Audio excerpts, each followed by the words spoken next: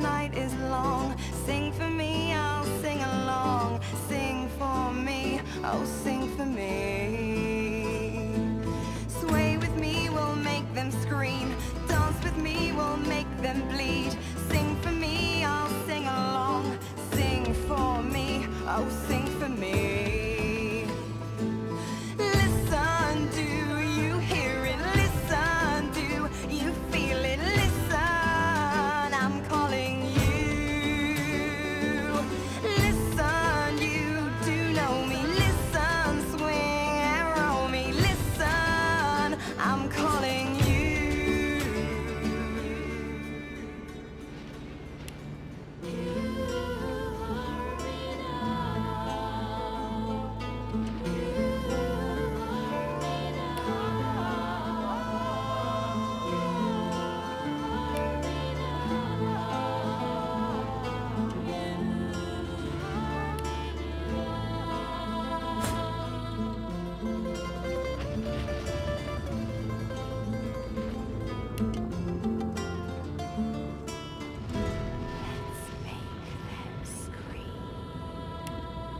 Listen, do you hear it? Listen, do you feel it? Listen, I'm calling you. Listen, you do know me. Listen, swing and roll me. Listen, I'm calling you. Listen, do you hear it? Listen, do you feel it? Listen, I'm calling you. Listen, you do know me. Listen, swing and roll me. Listen, I'm calling you.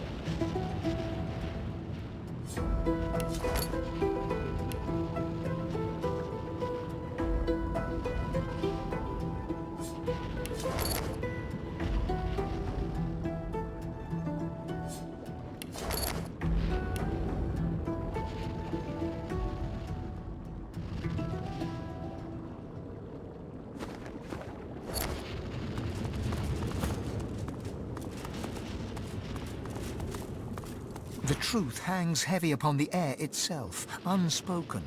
This is the point of no return. Somewhere beyond this point, you shall be undone, or you shall ascend. There is no middle ground.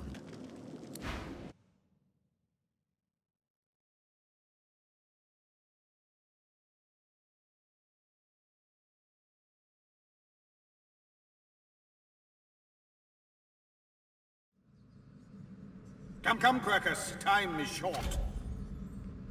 My goodness. Here we are, Quercus. This is it. What do you mean, Quercus? Of course I'm prepared. I have my noble steed below me, and my trusted shield beside me. What His whiskers crack into a mischievous smile. And I may have cracked the spell that will stop the great acorn in its furious tracks, if that's what you mean. That's right. Sir Laura turns to you, his beady eyes shining with pride. I owe you an apology, Shield.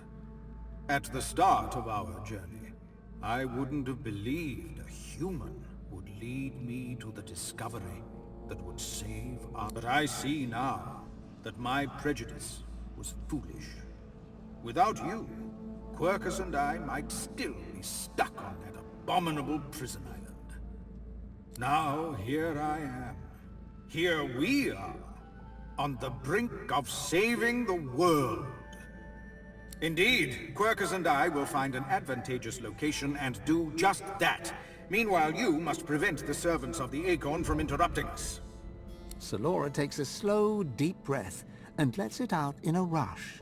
You feel it, don't you? It's so still, but there's something behind it too, like a thunderclap waiting to fall. The great Acorn is nearly here. Its servants are poised for impact. We've known this moment would come.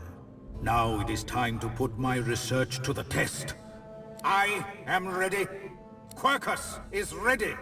And you, Shield? What say you, Quercus? That's good enough for you? Then it's good enough for me, too. Solora grabs your pinky with his tiny paw. He gives it a decisive shake. Then... No matter what happens next, Shield, there's something Quercus and I want you to know. It has been an honor. Now, onward!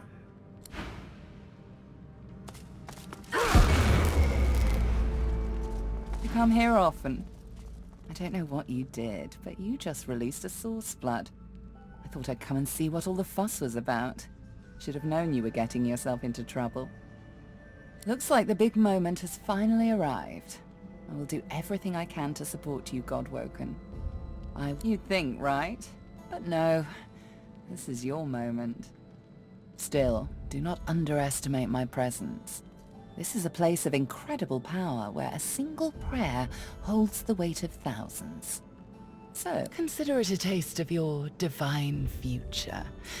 The people will pray for you. In turn, they'll trust you to do right by them, as I'm trusting you to do now.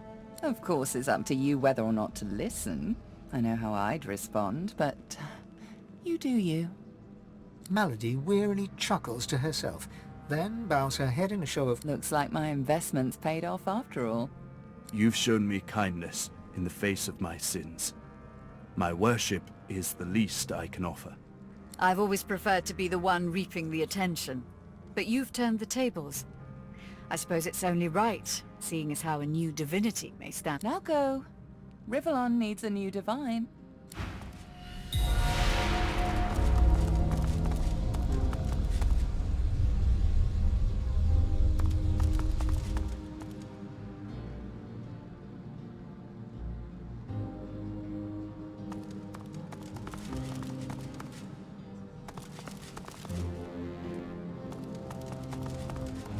Faye, Godwoken.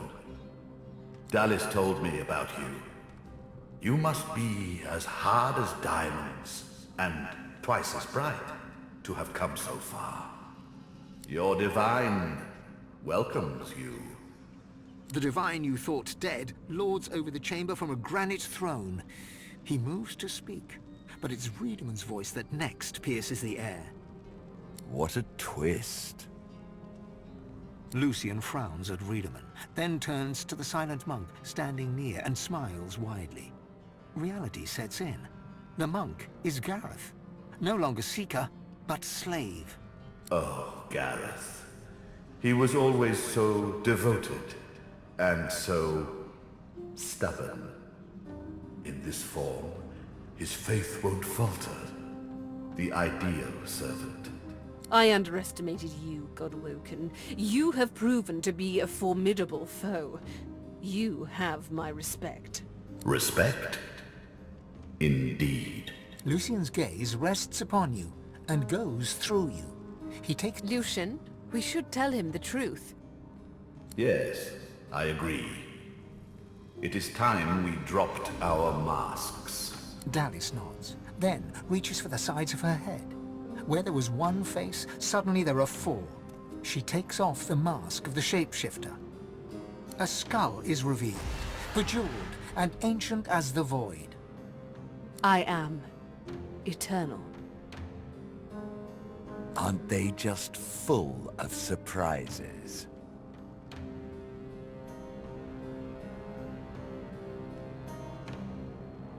Fear not, Godwoken. Dallas is on the side of all that is good.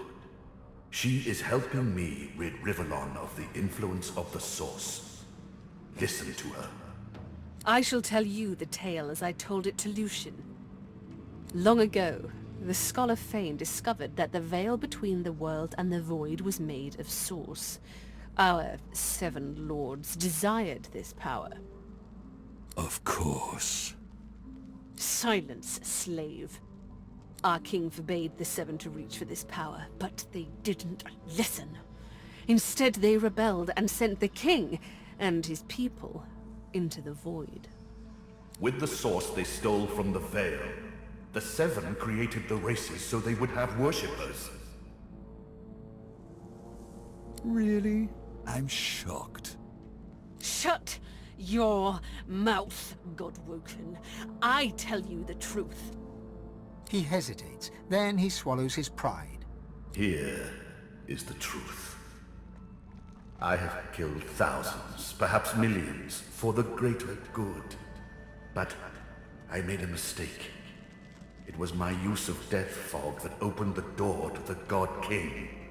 It upset the Veil and took the 7 by surprise.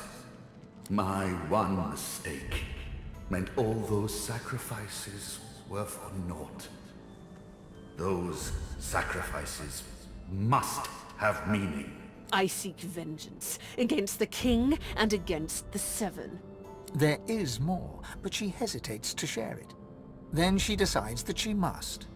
I was a child when the God King tore my family apart. I was purged of Source and left to rot in a putrid tomb. A child. It was hell.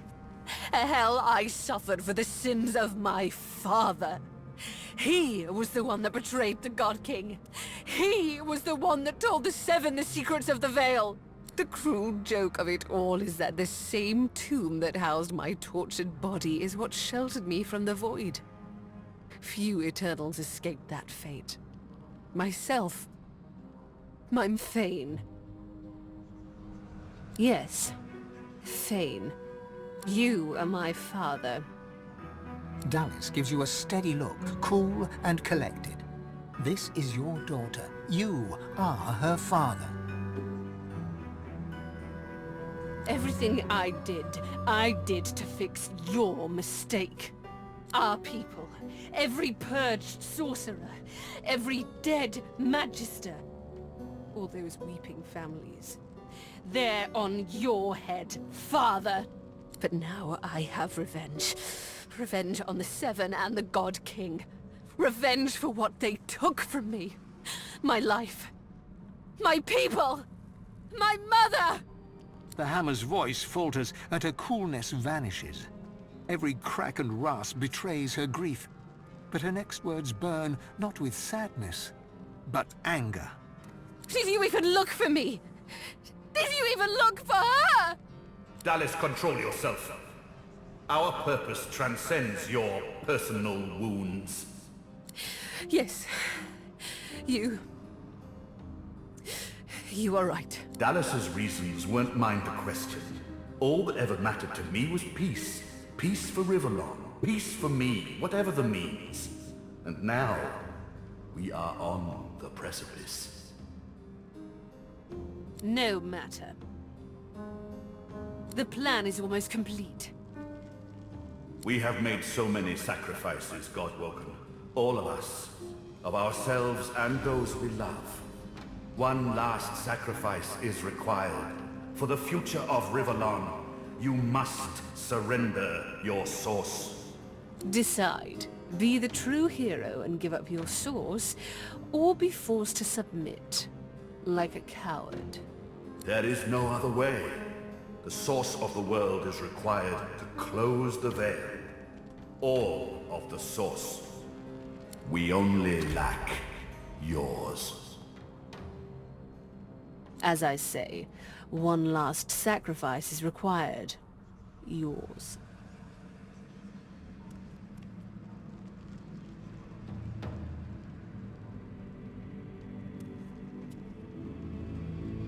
Then let us proceed. Show some responsibility, father! Surrender your source! You'll be a hero. Everyone will know of the sacrifice you'll make. Your name will be synonymous with the survival of Rivellon. Don't let them do this to us! But our souls... There has to be another way. No, never!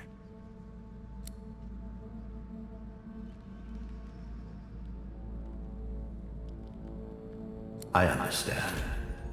Sacrifice takes courage. But I shall help you. Though it pains me. Your sacrifice shall be made for you, Dallas. I'm sorry. You've come such a long way, but there is too much at stake. This is the end.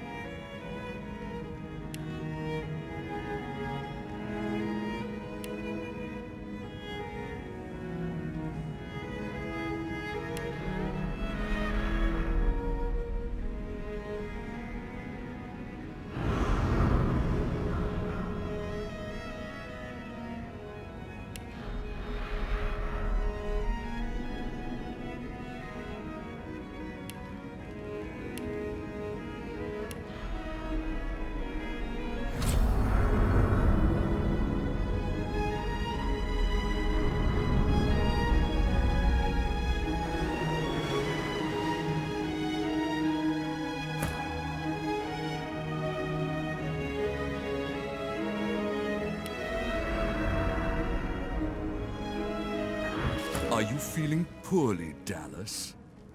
Good. You shall not seal the veil. I call on the God King. Come, claim what is yours. How? What? You are unleashed! Friedemann cackles in delight at this turn of events. His unbridled glee slithers into your veins and throttles your heart. You left the leashing wand next to me, you stupid maggot. So accustomed had you become to me pretending to be your slave. Kill him! Do shut up, you tedious buffoon. And don't look so surprised. As if I would allow that bone-bag Dallas to enslave me. Me! You should have listened to Tarquin, you worm-ridden wench. Nobody enslaves Brachus Rex. I am Brachus Rex. I am the Source King. Yes, kill him! Now! Too late, you mouldering, blight-stained pigs. Grant me power, my ally. God King... You would interrupt Brachus Rex? You would interrupt the Source King? You shall redefine suffering.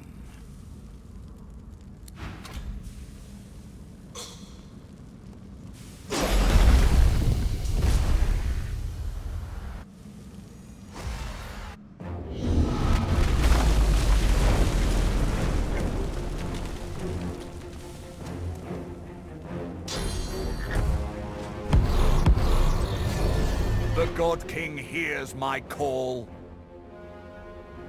He sends a companion worthy of my power. Come to your father. Come to the Source King.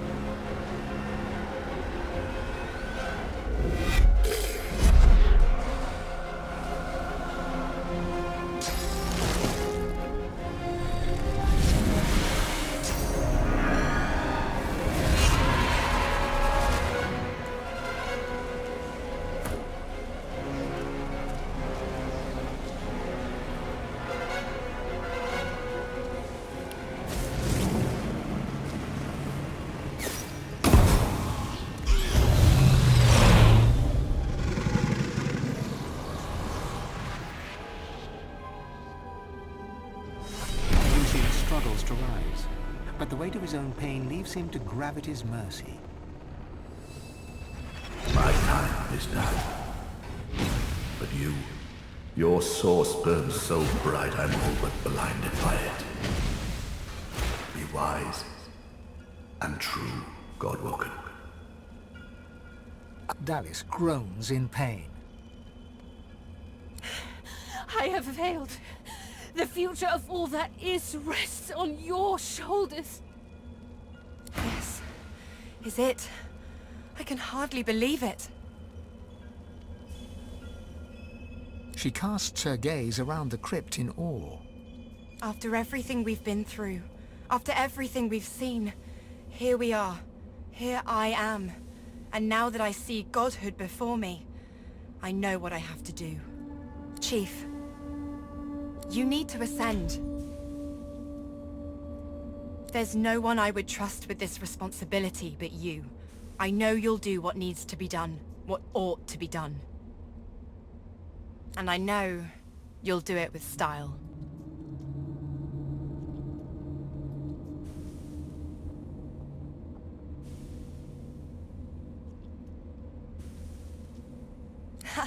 They'll never know what hit them. Now go on, shoo. You've got business to attend to. Listen, this is it. Again. And I want you to know I'm not putting up a fight, not against you. My revels are now ended. Yours are about to begin. I've had my vengeance, my life and my liberty. You helped me win them back. And then, when we made love, all of me awoke. All I want now is for this to end. To be by your side when we wage the final battle. And long, long after.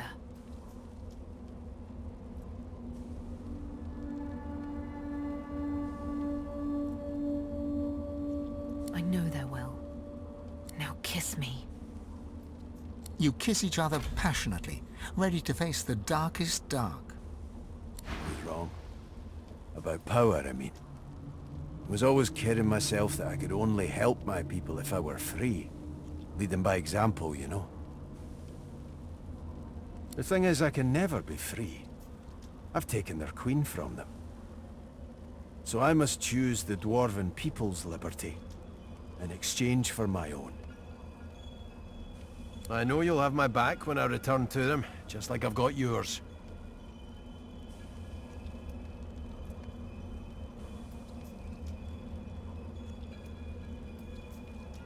Beast bows in return. There's no denying the glint in his eye. Whatever the future holds, he is game for it. You think back on your journey here, on all that you have seen and done. You think of the Magisters, and the sorcerers they hunted, and of the good and the evil on both sides. You think of how the Eternals came as Voidwoken to reclaim their stolen world. You look at the source around you. The power is immense. Divinity at your fingertips. You think of what you could do with such power. The rights you'd wrong, the wars you'd win. You marvel at your journey and how it has changed you.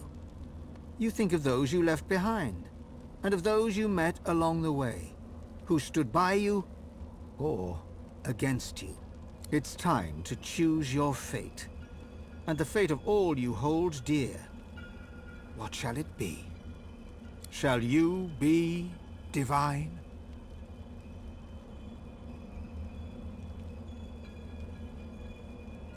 After all that you have been through, and all that you have done, all that you have become, the Aetheran lies in front of you. Divinity is yours to take, or to sacrifice. What you do next decides your own fate, and the future of the world. What shall you do with divinity?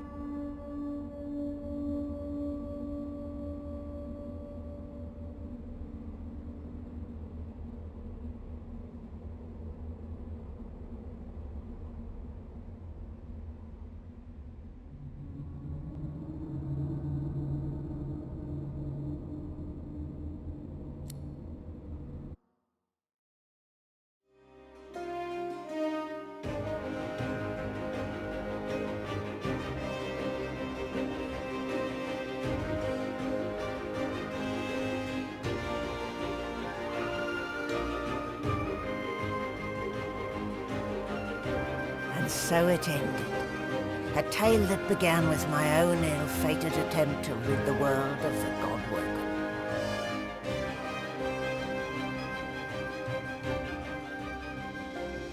When the dust settled, no new divine had risen. Instead, all Source was released into the world for all the people and every creature to share. Everyone was now a sorcerer. And united, the peoples of Rivellon pushed back the God King into the very depths of the void. This ushered in a new golden age of peace and prosperity. But alas, it was not to last. With many greedy for wealth, power and position, the struggle soon began anew. Source, the very language of creation, was used in violence once more. The never-ending contest for power continued. As for me, my last hope of ever being freed of the God King's terrible tyranny faded when the Godwoken failed to seal the veil. An eternity of pain and suffering is mine, in service of the King, until the day I am freed, the day the God King returns.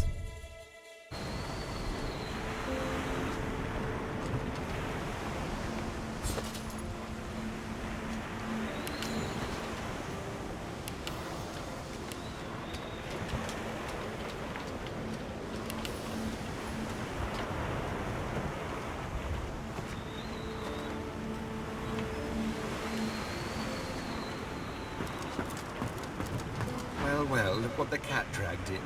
A Godwoken. But what good is it to be Godwoken when Source is now a free-for-all, and there is no divinity to be had? Complaining will get me nowhere, however. Not in this state.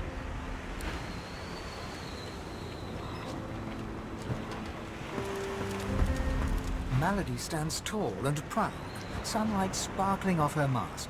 From here she looks almost angelic. Well, here we are again. You, me, and the ship I've saved from ruin for your personal benefit. I'd say you owe me, but why state the obvious? Get an eyeful.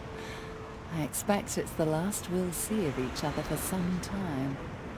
I've a lot of planning to do, now that there's not to be a new divinity. She drums her fingers testily on her crossed arms. All that work, all that effort, tossed into the gutter like a malformed child.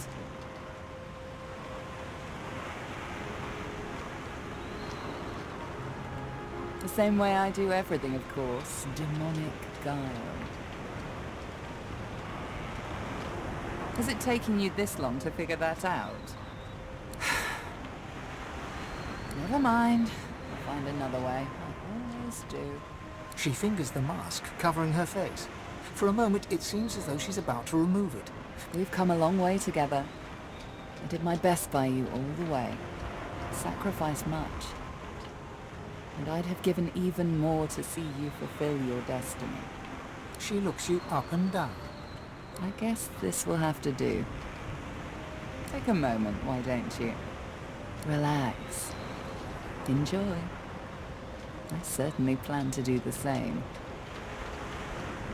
Oh, I don't know, around and about.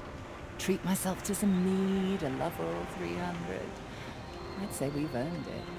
Perhaps our paths will cross again. Perhaps not, until we find out.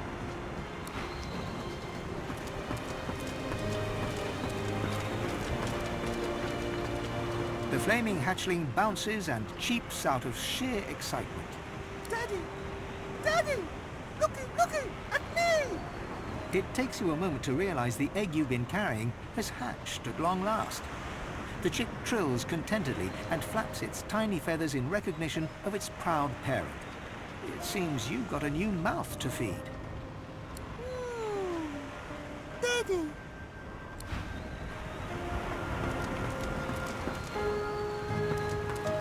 You escaped an abominable prison and confronted the king of all gods, only for divinity to slip your grasp. A rather poetic arc, don't you think? Now that I am clear of mind and free of intruders, I'm wondering if it isn't time to share my learnings with the less enlightened. Once I've come to a conclusion, I promise you'll be the second to know. Until we meet again.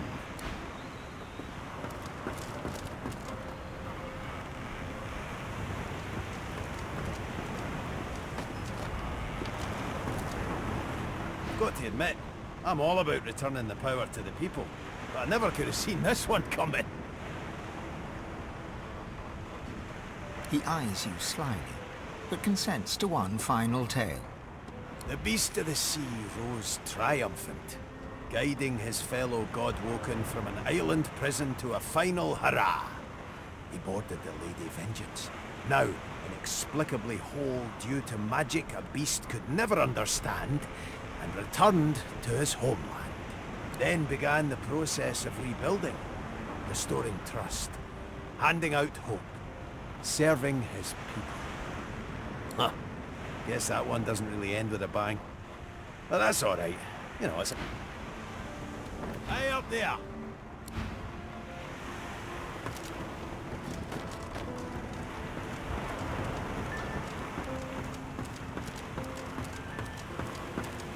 Well, well, Quirkers.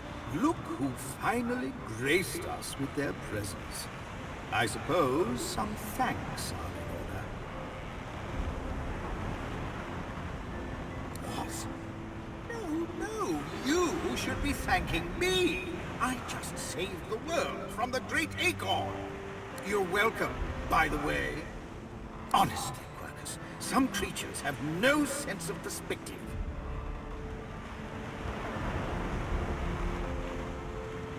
A huge grin slowly spreads across the squirrel's small face. Of course, had you not stopped this God King and his lackeys, there would have been very little left for me to save. So? The cat moves forward, twisting around your legs and filling the air with the sound of dry, dusty purring. Ah, Quackers! Please, have a little decorum.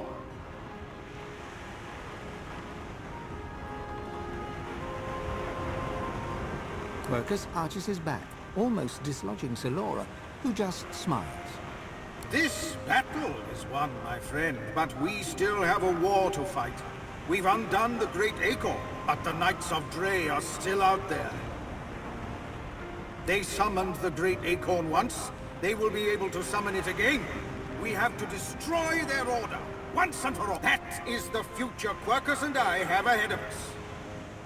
We no longer need a shield, but we are very happy to have a friend. The squirrel tenses for half a moment before relaxing into your fingers. Ah! Oh, hi, Quirkus. You never told me it felt this good. Well, that was certainly an experience. Of course, this has all been something of an experience, eh? But of course, what else should we expect from our glorious shield, Quirkus? I never thought I would be proud to have befriended a giant. But there is no one Ow! Quirkus! There is no one that we would rather have walked this world with. I do not know what comes next for you, but you will always have a friend in the forest. Come, Quirkus. We must... Oh, I think you have something in your eye, my friend. The cat curls up and snuggles into his squirrel friend, who quietly sits and sniffs on the deck.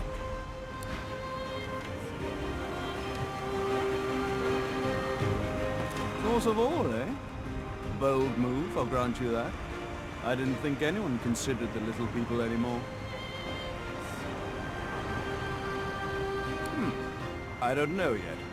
Perhaps peace will reign and all will be equal. Or perhaps you've bestowed great power on undeserving children and turned them loose on each other. Time will tell. I'm sure. That is the question, isn't it? How does one top the greatest feat of necromancy ever conceived? I might have the answer to that. Tell me, have you ever heard of Gustavgen? No, of course you wouldn't. It's a written language, unreadable to most, but myself naturally. It comes from a mysterious race from another world, beings that feed on minds. I intend to seek them out. This Gustavgen seems to guard portals to their realm.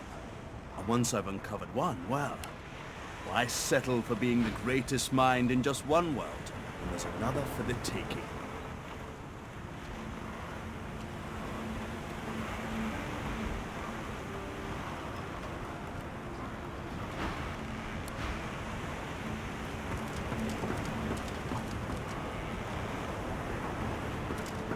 Hey there, Chief.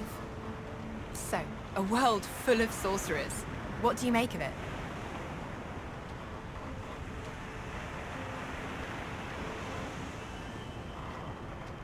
I suppose that's a death sentence for Fort Joy. What a terrible shame. Though I guess it wasn't all bad. I met you after all, and look at everything we've done. I don't know if anyone's free of anything, once and for all. But I'm bloody thrilled to be here now. Just me, myself, and you, of course.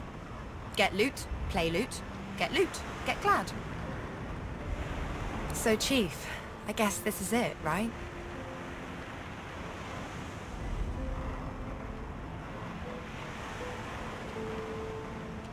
Aw, where's the fun in that? As she turns from you, the whites of her eyes darken, the veins in her face go grey, and a wicked smile curls her mouth. Suddenly it's gone again. She winks, and you're left wondering whether you saw anything at all. See you around.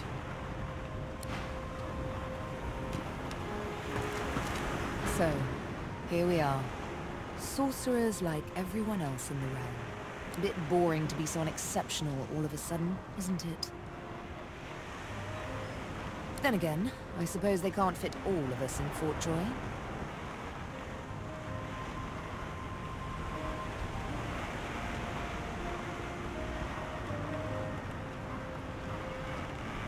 They haven't all met me. Ah well, some things just can't be helped. She looks around at the blue skies and seas, smiling. Whatever I like. She puts a hand lightly on your shoulder and pulls you toward her. We have shared times both good and bad. Times beautiful and ugly. I won't forget them. Not for anything. Don't be a stranger now.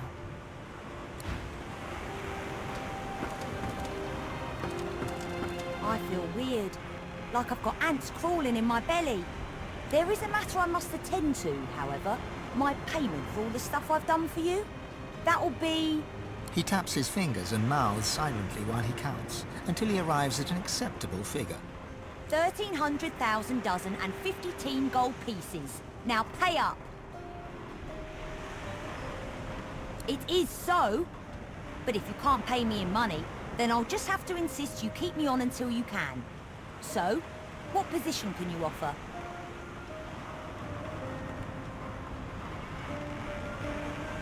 Han ponders your suggestion for all of a second. Okay, I love being all sneaky and well, yeah. But you'd better believe the bill for that will be a doozy. A world full of sorcerers. That's quite a thing. But don't worry, darling. You're still special to me.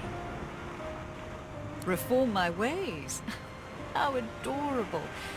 No, I'm afraid I cannot escape who I am and what I've done. Her eyes flick down to your mouth. She smiles coyly, then slinks forward to kiss you. Almira pouts in disappointment, but it quickly morphs into a devilish grin. Oh, no matter. We'll always have our first kiss. I haven't been quite able to put it out of my mind. Who knows? A nice cottage someplace quiet for Mahali and I. A roaring fire and a feather bed. Maybe. But a girl needs some fun, doesn't she?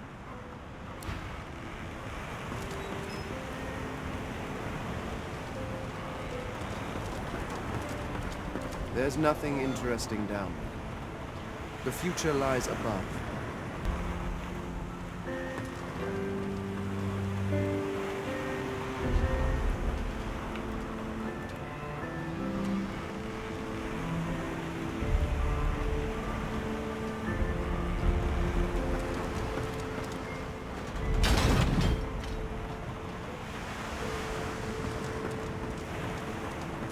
It gives me almost as much pleasure to speak to you as it does to be whole again.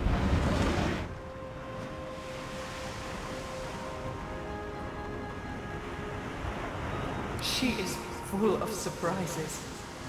My wood was splintered, but my spirit intact. It was a great feat, but given her skill, not a surprising one.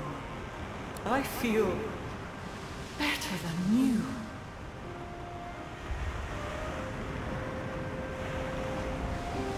I will always be an ally to those that carry swords, to those whose blood is of the heroes of old, and so, as always, I am at the ready.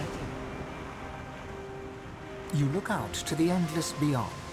The sun's light plays upon the waves, just as it always did. The sails flutter in the wind, just as they always will. And yet, something is different. You are different. And with a start, you realize where you must go next. You speak the command to the Lady Vengeance, and another chapter begins. The world was at peace, at least for now. With its significance as the seat of divinity diminished, Arx fell into decline, and within 7 generations had emptied.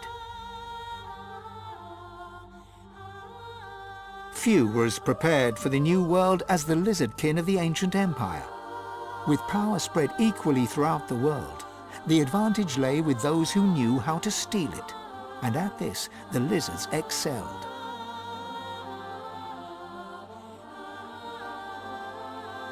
The dwarven Godwoken returned to the kingdom and assumed the dead queen's throne.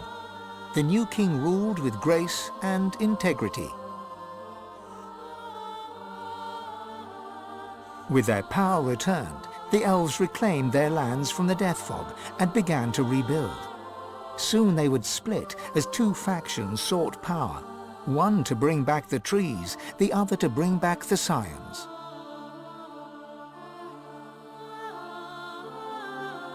A dwarven joke did the rounds. It ends with the punchline, "So Lucian dropped the Death Fog on them again."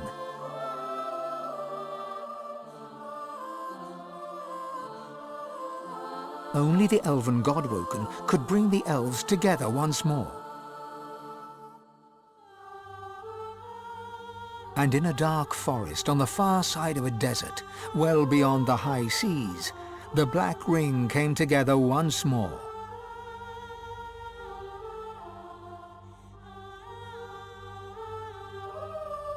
The island of Fort Joy, the old redoubt of the Source King Brachus Rex, was turned over to the people of Driftwood to use as they wished. They turned it into a holiday resort. Reaper's Coast prospered.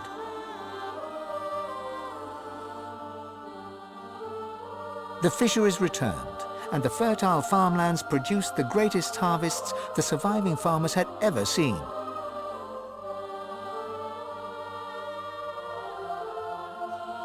Blood Moon Island became particularly fecund, its soil producing the greatest crops. A particularly crimson-fleshed orange grown on the island became a delicacy across half the world.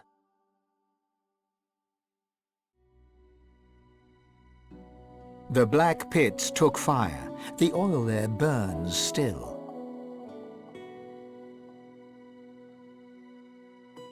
Driftwood became a centre of industry, trade and transport.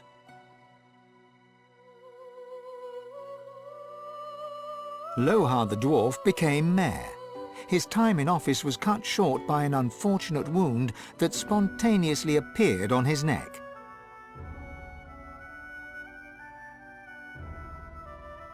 After a long and harrowing journey, Lovric the waiter arrived in Sicil, where he opened a tavern. The meaty stew became famed almost as much for its food as it was for its greasy, abusive owner.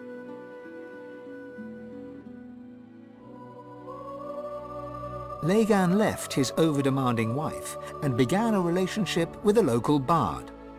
In the spirit of loving generosity, he returned the ring to his now ex-wife. In a fit of rage, she threw it into the sea.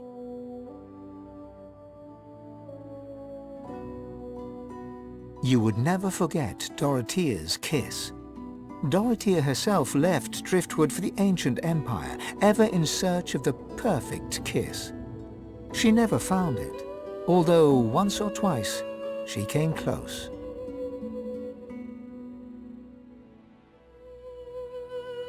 The nameless isle had vanished. Although only open water remained, by instinct ships would steer clear. None of the captains could articulate why. Millennia later, adventurers would come in search of the legendary divine city of Arx and the crypt of the great Lucian. None would pass the path of blood. Young Han went into the theatre and became one of the realm's most popular actors. Almira and Mihaili settled in an abandoned homestead. The locals liked and respected Almira. She never wanted for help, and deals always fell to her favor. Outsiders were often suspicious, but no local would speak against her. With no new divine, Malady found herself in a predicament. She had an important problem to solve, but no ally strong enough to call upon, and so her search continued. Having performed the greatest act of necromancy in history, Tarquin found the new world unchallenging. He became obsessed with rumors of another plane of existence. One day he vanished and was never seen again.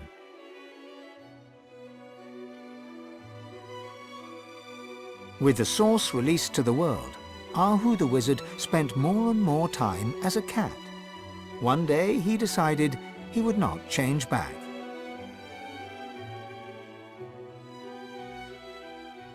Jehan the demon hunter found himself at a loose end. So he opened a museum of demonic artifacts.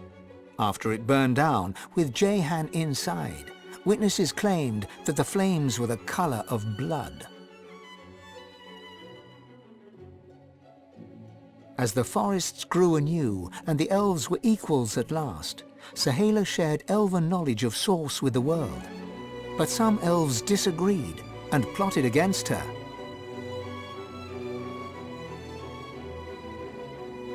Chief amongst her opponents was Tova, Sahala's own mother.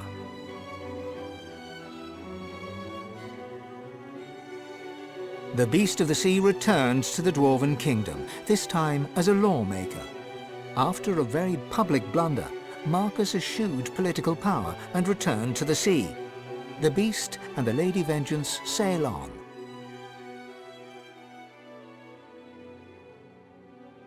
Sabine wandered the world. She became a household name, famed the realm over as a traveling hero, celebrated wherever she went. Enjoying life to the fullest, she was truly and finally free. Lohse returned to her music and enjoyed a storied career as Rivellon's premier musician. Dark moods would at times overtake her, and she would spend long hours walking in the wilds. She always returned with a new song. And then there was you.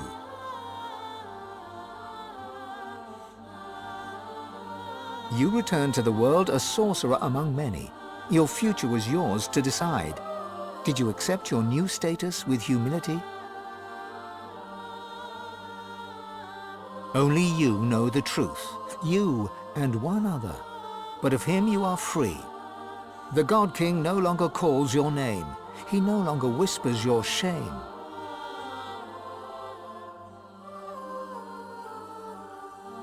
Only you know if you atone for your sins.